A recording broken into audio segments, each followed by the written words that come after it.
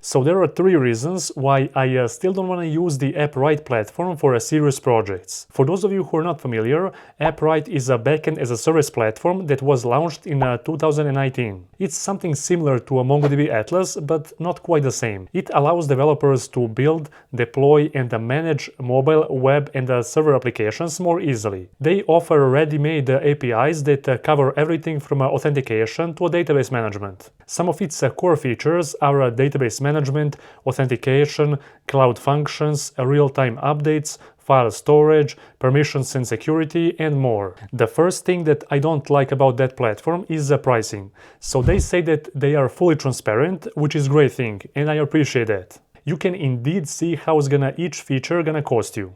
On the good side, their pricing is a lot simplified, unlike Firebase, where it's a lot more complex than this. At the moment of recording this video, they have 4 different pricing plans. The first one is free, which is amazing. The second one costs about $15, and the third one is around $600. Now, you must agree that there is a huge gap between the second and the third pricing tier. As someone who's planning to build a project that might scale above the numbers of the second tier, I would also love to see other fixed tiers that cost, for example, $30, $50, $70, or even more than that. But instead, we need to go through the pricing list by ourselves and calculate how each feature is gonna cost us every month. Unlike Firebase, where we have an unlimited number of authenticated users, here for the second tier we get around 200,000 monthly active users, and each 1,000 users that cross that boundary of 200,000 monthly active users is gonna cost us around $3.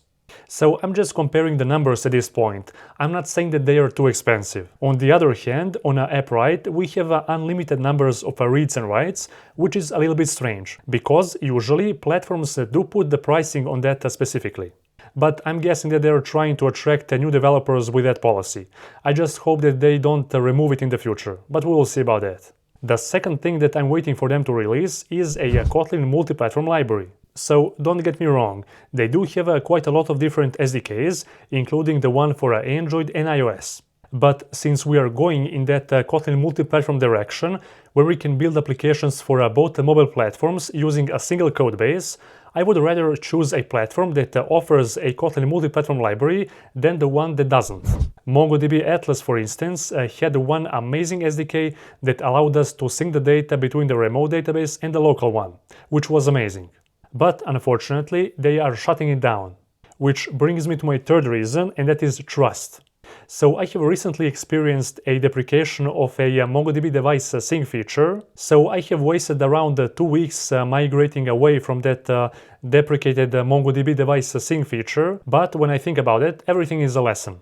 In such cases, you do need to be prepared and have a backup plan just in case. Nevertheless, the AppWrite says that they are backed up by some great investors, and I hope that's true. So, as I said earlier, I'm not yet ready to build some kind of a large project that solely depends on this platform. This is the platform that caught my attention on the other hand, and I think that they do have quite a lot of potential. And of course, I'm staying open to explore their platform and even create some kind of a demo project just to see how it all looks like. Also, if you're interested, be sure to comment down below, let me know if you want to see some kind of video tutorial where I'm explaining how to integrate that platform into your mobile applications. Anyhow, what are your thoughts? Have you tried this platform before, and what's your overall experience? Be sure to comment down below, let me know. Don't forget to leave a like to this video, but only if you find it helpful. Thank you for watching.